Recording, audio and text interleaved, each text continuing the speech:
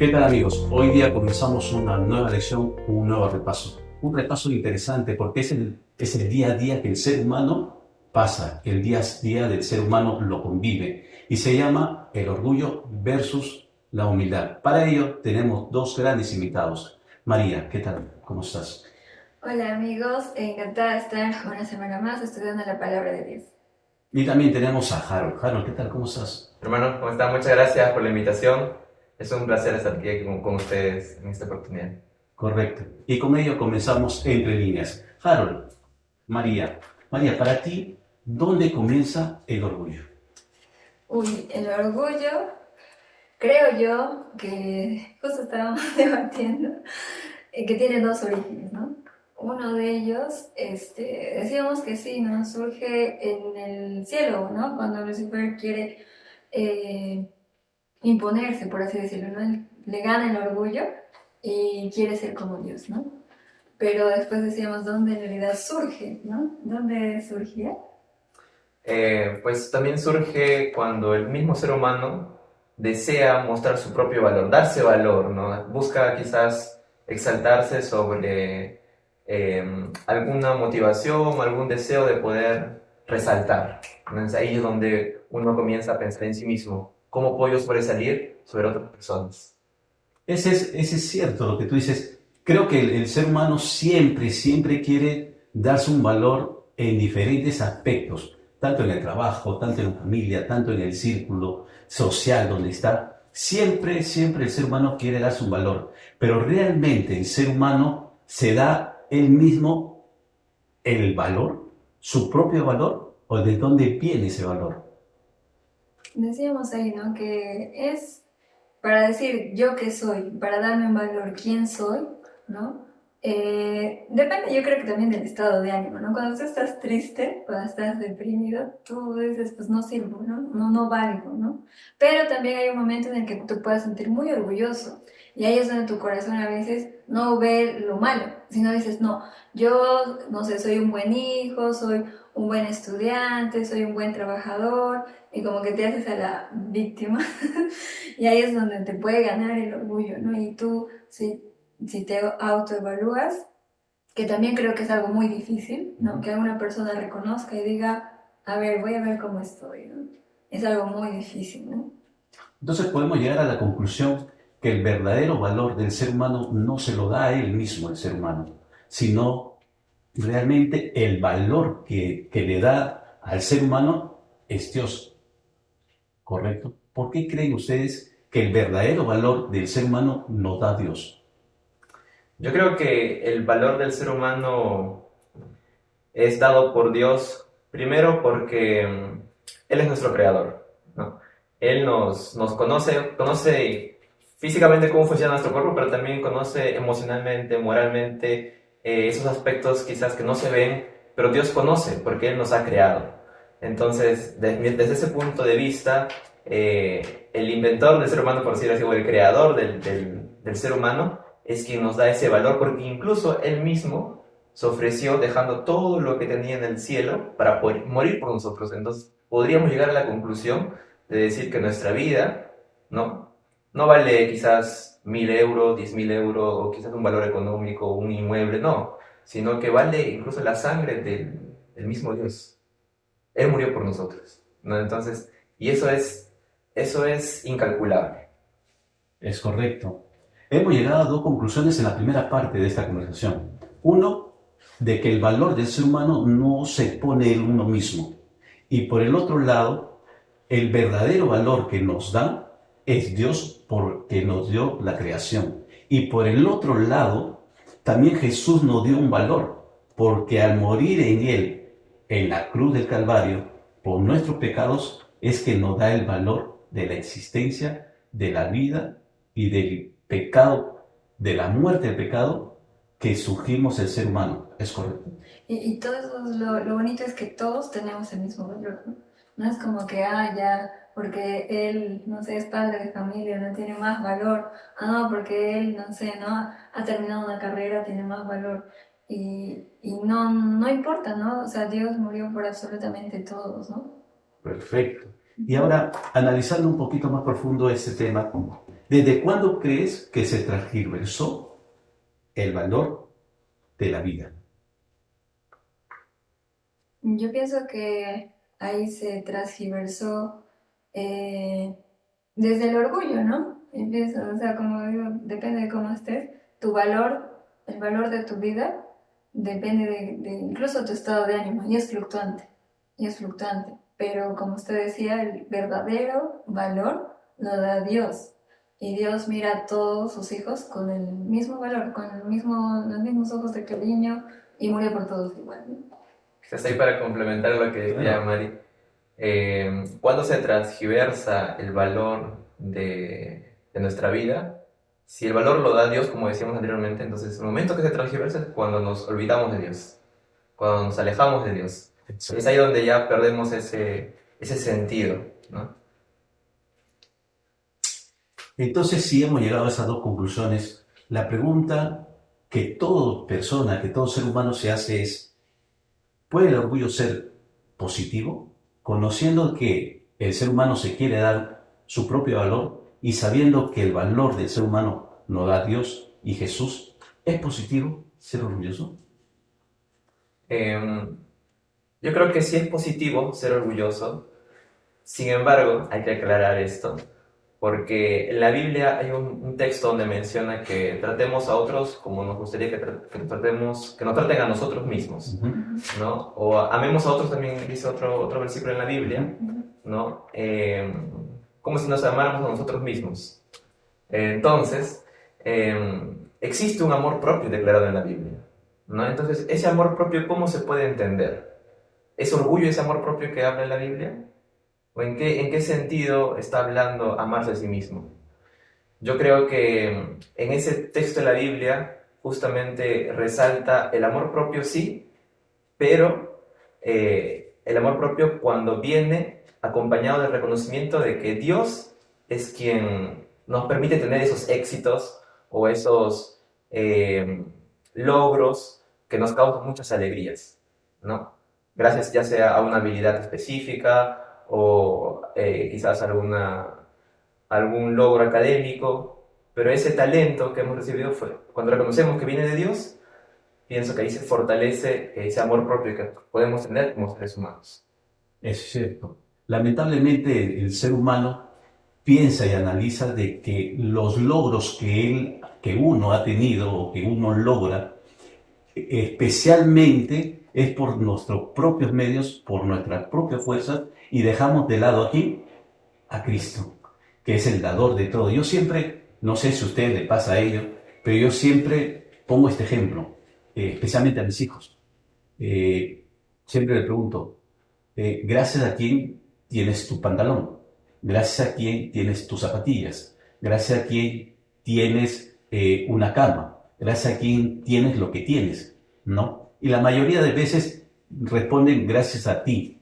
Es cierto, gracias a uno porque uno trabaja. Sí. Pero si Dios no me diese el trabajo, si Dios no me hubiera dado las habilidades, no hubiera tenido la solvencia para obtener las cosas que ellos tienen, ¿no? Yo creo que, Mari, una de las falencias del ser humano es que sacar a Dios de los triunfos que cada uno tiene. ¿O me estoy equivocando? Sí, pues lo que decía Harold, ¿no? Que si cuando tú asumes que tú tienes ese logro y dejas a Dios de lado, ahí es donde El orgullo el orgullo es malo. Ajá, el orgullo es malo, ¿no? Porque tú dices, ah, ya, no sé, sí, yo estoy orgulloso de mi hijo, por decir, ¿no? O sea, hoy mi hijo acaba de acabar una carrera. Entonces, si tú dices, ah, yo lo he hecho estudiar porque yo he trabajado, entonces ahí es donde crece tu orgullo, ¿no? Pero si tú dices, no, Dios a mí me ha provisto trabajo, me ha provisto los consejos, no sé, ¿no? La orientación, y ya ha salido bien. O si no, tú dices, no, ya he acabado una carrera, que es muy difícil, ¿no? O sea, terminar una carrera para alguien implica muchas cosas, ¿no? Sacrificio, dinero, tiempo, no sé, muchas cosas. Entonces, terminarlo, por lo menos para mí, ¿no? Implicó muchas cosas. Y el acabar, tú dices, acabé. Y si tú dices, estoy orgulloso de mí, que puede ser válido hasta cierto punto, no te has esforzado, has hecho frío. Que digas que lo has hecho solo, que tú solo, que Dios no te ha ayudado, está mal, ¿no? O en un partido, ¿no? O en un partido, ah, ya, sí, nosotros ganamos porque nosotros, ahí dejas a Dios de lado y ahí está el pequeño cambio, ¿no? Que puede hacer que puedas pecar. Exacto. Entonces, la primera conclusión de esta parte, podemos decir que el orgullo nació de una persona que Dios fue creado, que Dios lo creó, y esa persona fue Satanás. Entonces, nuestra primera conclusión es que el orgullo nace de Satanás. Pero algo también más importante de ello es que el orgullo es una separación que el ser humano hace del hombre hacia Dios. ¿Es correcto? Sí, justamente hablábamos, ¿no? De que cuando no reconocemos de que los logros, las bendiciones o los éxitos que tenemos vienen de Dios, es ahí donde ese orgullo, esa alegría, esa exaltación que uno puede tener en ese momento, ya se vuelve un peligro porque nos motiva o nos conduce a separarnos de Dios, ¿no? Y solamente en centrarnos en nosotros mismos. Y eso es lo que justamente le sucedió a Lucifer en el cielo. Empezó a hablar o a pensar en sí mismo, en lo que él podría obtener, ¿no? Le llegó a convencer a muchos ángeles, que quizás de repente se animaron y cayeron en esa tentación de buscar su propio beneficio. Y mira, a trayecto de lo que tú estás comentando, yo quiero hacerle unas preguntas a ustedes. ¿Crees que para el ser humano es fácil autoexaltarse? Es muy fácil, ¿no? Incluso yendo a la pregunta anterior, como cristianos, a veces piensas que tienes la razón y como que le bajas el valor a los demás. Ah, es que yo tengo la palabra de Dios y ellos no. Yo soy santo y ellos son pecadores. Y es bien fácil, ¿no? Poder entrar a ese círculo y decir, yo valgo y ellos no. Y está muy mal, ¿no? Es muy fácil caer al orgullo. Es demasiado fácil. Y si tú no estás en relación con Dios, no reconoces constantemente que lo que tú estás ganando, que lo que tú estás haciendo proviene de Dios, entonces es demasiado fácil caer, ¿no? Justamente es muy fácil porque está en nuestra naturaleza, desde que nacemos, ¿no? Desde que nacemos. Quizás inconscientemente desde pequeños ya podríamos tener esa inclinación a solamente buscar nuestro propio bien, ¿no? Entonces es bastante fácil en realidad. Si es fácil, la pregunta que creo que el televidente o nosotros también nos podemos hacer, ¿cómo hacer para que esa exaltación, autoexaltación del ser humano no sea así como lo dice? ¿Qué es lo que tenemos que hacer para no sentir esa autoexaltación? ¿Dónde tenemos que ir? Hay un punto clave que menciona la elección, que justamente nosotros como pecadores, primero tenemos que reconocer que somos pecadores. Y ahí la lección habla de una parábola. Bueno, una historia en realidad. Una Historia. Entonces, ¿qué sucedió? Es una historia real. Entonces, es clave que primero reconozcamos que nosotros somos pecadores. Y para reconocer eso, muchas veces no lo vamos a querer hacer, ¿no? Porque nosotros podemos creer que estamos totalmente bien y estamos haciendo lo correcto, no matamos a nadie, no herimos a nadie, o quizás si lo hemos hecho en algún momento, ya pedimos disculpas y ok, está todo bien. Sin embargo, hay otras cosas que quizás no estamos viendo nosotros mismos, ¿no? ¿Y quién nos puede hacer ver esos errores? Quizás un amigo, posiblemente, ¿no? Posiblemente, pero es el Espíritu Santo, justamente, quien nos da esa claridad para discernir entre lo que es bueno, lo que es malo, incluso en nosotros mismos. Es cierto. Entonces lo que nosotros siempre tenemos que hacer es mirar a la cruz de Cristo para que la autoexaltación que nosotros tenemos se disminuya o se vaya bajando poco a poco, siempre mirar a la cruz de Cristo. Creo que uno de los secretos, podríamos decirlo o denominarlo así, es que tenemos que mirar siempre, siempre la cruz de Cristo, para que esa autoexaltación vaya disminuyendo, disipándose poco a poco, pero siempre reconociendo lo que Cristo hizo por nosotros. Ahora, ¿cómo podríamos decirlo? ¿Existe una forma de cómo obtener el conocimiento verdadero? O sea, nosotros podemos autoevaluarnos y analizarnos y decirnos, yo soy así, pero tengo que mejorar esto, y para mejorar esto tengo que ir a tal sitio. Yo pienso que ahí va relacionado también con lo que dicen que el Espíritu Santo, no sé si han hecho alguna vez esa comparación de los 10 mandamientos con un espejo, ¿no? Que si tú no estás con el Espíritu Santo, no te vas a dar cuenta si tú has mentido, si has codiciado, incluso si has matado con la mirada, no sé, no muchas cosas, si no estás con el Espíritu Santo, no te vas a dar cuenta si tú no vas al espejo para ver si tienes algún cabello ahí salido, ¿no? O algo que esté una mancha, no sé, no te vas a dar cuenta, ¿no? Quien hace esa función es el Espíritu Santo y probablemente también nos podamos ayudar de los 10 mandamientos, ¿no? Y cuando tú te haces una evaluación dices, a veces sacas solamente lo bueno, ¿no? Yo soy bueno en esto, buen hijo, buen padre, pero no sacas lo malo de ti. Y es difícil reconocer, ¿no? Para ejemplo, para pacientes con adicción o algo así, ¿no? El primer paso que es que reconozca, porque si no reconocen no hay un cambio. ¿Y quién te ayuda a reconocer? Es el Espíritu Santo. No sé si ustedes han escuchado también que el Espíritu Santo te hace recordar pecados que tú has tenido, ¿no? O sea, yo ya quiero cambiar mi vida, pero yo no sé qué he hecho antes, ¿no? Y dice que el Espíritu Santo, cuando tú se lo pides, cuando estás constantemente con Él, te hace recordar. Y ahí es donde tú tienes que ir cambiando, ¿no? Pero si no pides al Espíritu Santo, uno puede creer que está bien peinado, bien arreglado, y a veces no es así. Estamos llegando ya a la parte final de ese repaso de la lección y yo quiero terminar con dos preguntas así puntuales. Dice, ¿crees que es tan fuerte los pensamientos del ser humano? ¿Es fuerte los pensamientos del ser humano? Sí, son muy fuertes en realidad porque desde el punto de vista psicológico incluso, recuerdo el nombre de la teoría, pero pues tener un pensamiento te lleva a tener acciones, ¿no? Así que cuida tu mente, qué es lo que estás pensando, porque de ello vas a actuar. Según lo que tú piensas, vas a actuar.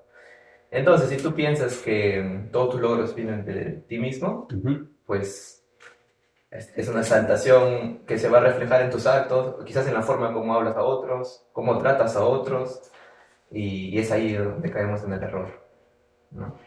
Exactamente. Y la última pregunta que yo quiero hacerles, el secreto, podríamos llamarlo, el secreto está acá, dice, aún estoy a la puerta. ¿Ustedes han escuchado ese versículo que dice, yo estoy a la puerta y toco, y solamente está esperando algo? ¿Qué es lo que está esperando Jesús? Que toca y toca y toca la puerta. ¿Qué está esperando? Que tú abras, ¿no? Que tú abras tu corazón. Exactamente.